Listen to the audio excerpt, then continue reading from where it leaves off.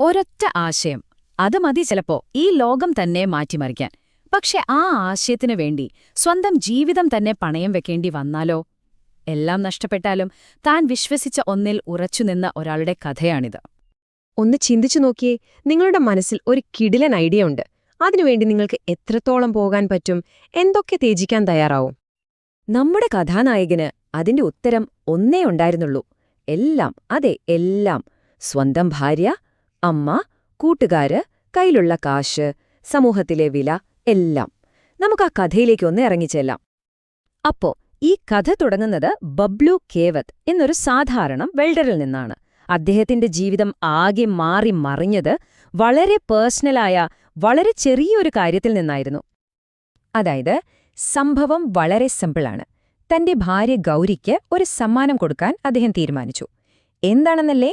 ആർത്തവ സമയത്ത് തന്റെ ഭാര്യ പഴയ, അത്ര വൃത്തിയില്ലാത്ത തുണിക്കഷ്ണങ്ങളൊക്കെ ഉപയോഗിക്കുന്നത് ബബ്ലുവിന്റെ ശ്രദ്ധയിൽപ്പെട്ടു. അവർക്ക് അതിലും നല്ലൊരു അനുഭവം കൊടുക്കണമെന്ന് അദ്ദേഹത്തിന് തോന്നി. അങ്ങനെ അദ്ദേഹം നേരെ കടയിലേക്ക് പോയി ഒരു പാക്കറ്റ് സാനിറ്ററി നാപ്കിൻ വാങ്ങി. പക്ഷെ അതിന്റെ വില കേട്ടപ്പോൾ അദ്ദേഹം ശരിക്കും ഞെട്ടിപ്പോയി. 40 രൂപ! ഓർക്കണം, അന്നത്തെ കാലത്ത് അതൊരു വലിയ തുക തന്നെയാണ്. ഇവിടെയാണ് കേട്ടോ കഥയുടെ ഒരു ടേണിംഗ് പോയിന്റ്. ഒരു വെൽഡറാണെങ്കിലും ബബ്ലുവിന് നല്ല കണക്കായിരുന്നു. അദ്ദേഹം ആലോചിച്ചു, 10 ഗ്രാം പഞ്ഞിക്ക് വെറും 10 പൈസയേ വിലയുള്ളൂ. എന്നിട്ടും കമ്പനിക്കാർ ഒരു പാഡിന് 4 രൂപ വെച്ച് വാങ്ങുന്നു. ഈ ഒരു കണക്ക്, ഈ ഭീമമായ വിലവ്യത്യാസം അദ്ദേഹത്തിന്റെ ഉള്ളിൽ ഒരു ചോദ്യം കത്തിച്ചു. പക്ഷേ ഇതൊരു പൈസയുടെ മാത്രം പ്രശ്നമായിരുന്നില്ല. അതിനേക്കാളൊക്കെ എത്രയോ വലിയൊരു സാമൂഹിക വെല്ലുവിളിയാണ് അദ്ദേഹത്തിന് മുന്നിലുണ്ടായിരുന്നത്. അപ്പൊ അദ്ദേഹം തീരുമാനിച്ചു, എന്നാൽ പിന്നെ ഇത് ഞാൻ തന്നെ ഉണ്ടാക്കാമെന്ന്. പക്ഷെ ഭാര്യയ്ക്ക് വേണ്ടി തുടങ്ങിയ ആ ഒരു ശ്രമം വളരെ പെട്ടെന്ന് തന്നെ അതിലും വലുതായി. കാരണം സ്വന്തം അയൽപ്പക്കത്തുള്ള കൊച്ചുകുട്ടികളെ അദ്ദേഹം കണ്ടു. കാലിലൊരു ചെരുപ്പ് പോലും വാങ്ങാൻ കാശില്ലാത്തവർ. അപ്പൊ അദ്ദേഹത്തിന് കത്തി, ഇതൊരു വ്യക്തിയുടെ പ്രശ്നമല്ല, ഇതൊരു വലിയ സാമൂഹിക പ്രശ്നമാണെന്ന്. പക്ഷേ പ്രതീക്ഷിച്ച പോലെ തന്നെ എതിർപ്പുകൾ തുടങ്ങി. അതും സ്വന്തം വീട്ടിൽ നിന്ന് തന്നെ. അദ്ദേഹത്തിന്റെ അമ്മ പറഞ്ഞു, സ്ത്രീകളുടെ ആർത്തവത്തെക്കുറിച്ചുള്ള നിന്റെ ഈ വൃത്തികെട്ട താൽപര്യം കാരണം നമ്മുടെ കുടുംബം മുഴുവൻ നാണം കെടും. ആലോചിച്ചു നോക്കൂ, സ്വന്തം അമ്മയിൽ നിന്ന് തന്നെ ഇങ്ങനെ ഒരു വാക്കു കേൾക്കേണ്ടി വരുന്നത്. അദ്ദേഹം തന്റെ ലക്ഷ്യത്തിൽ എത്രത്തോളം മുഴുകിയോ അത്രത്തോളം അദ്ദേഹം ഒറ്റപ്പെട്ടു. അത് അദ്ദേഹത്തിന്റെ ജീവിതത്തിലെ ഏറ്റവും ഇരുണ്ട ഒരു കാലഘട്ടമായിരുന്നു. ഏറ്റവും വലിയ ആഘാതം അതായിരുന്നില്ല. നാട്ടുകാരുടെ കളിയാക്കലും അപമാനവും സഹിക്കാൻ വയ്യാതെ അദ്ദേഹത്തിന്റെ പ്രിയപ്പെട്ട ഭാര്യ ഗൗരി, അവരദ്ദേഹത്തെ ഉപേക്ഷിച്ചുപോയി.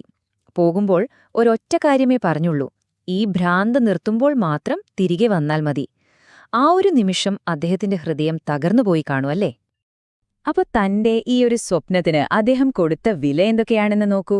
സ്വന്തം ഭാര്യ പോയി, അമ്മ ഉപേക്ഷിച്ചു, കൂട്ടുകാരെല്ലാം അകന്നു, കയ്യിലുണ്ടായിരുന്ന കാശും തീർന്നു. പോരാത്തതിന് നാട്ടിലൊരു വിലയുമില്ലാതായി.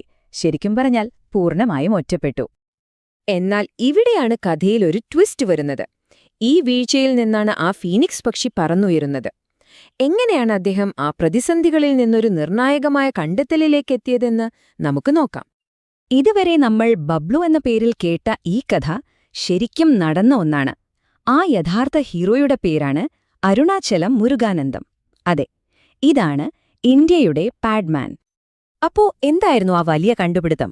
2 വർഷത്തെ കഷ്ടപ്പാടിനും പരീക്ഷണങ്ങൾക്കും ശേഷം അദ്ദേഹം ആ രഹസ്യം കണ്ടെത്തി. ഈ വലിയ കമ്പനികളൊക്കെ പാഡിൽ ഉപയോഗിക്കുന്നത് സാധാരണ പഞ്ഞിയല്ല, മറിച്ച് പൈൻ മരത്തിന്റെ തൊലിയിൽ നിന്നെടുക്കുന്ന ഒരു പ്രത്യേകതരം പൾപ്പാണെന്ന്. അതായിരുന്നു ആ യുറീക്ക മോമെന്റ്. അദ്ദേഹത്തിന്റെ ബുദ്ധി ഒരു പുതിയ പാഡിൽ മാത്രം ഒതുങ്ങിയില്ല. അതിലും വലുതായിരുന്നു അദ്ദേഹത്തിന്റെ ചിന്ത. ആർക്കും വളരെ ചെറിയൊരു ട്രെയിനിംഗ് കൊണ്ട് പ്രവർത്തിപ്പിക്കാൻ പറ്റുന്ന തീർത്തും ചെലവ് കുറഞ്ഞ 3 മെഷീനുകൾ അദ്ദേഹം ഡിസൈൻ ചെയ്തു.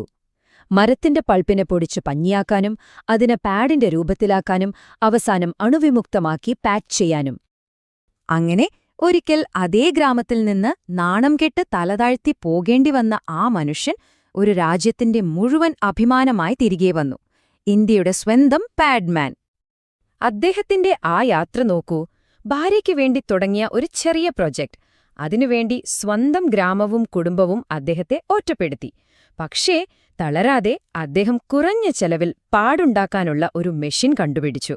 അവസാനം 2016-ൽ രാജ്യം അദ്ദേഹത്തെ പത്മശ്രീ നൽകി ആദരിച്ചു. എന്തൊരു തിരിച്ചുവരവാണല്ലേ! പക്ഷേ ഈ പത്മശ്രീയേക്കാളും വലിയ അവാർഡുകളെക്കാളുമൊക്കെ വലുതായി അദ്ദേഹം കാണുന്നതെന്താണെന്നറിയോ? അദ്ദേഹത്തിന് തന്റെ കുടുംബത്തെ തിരികെ കിട്ടി.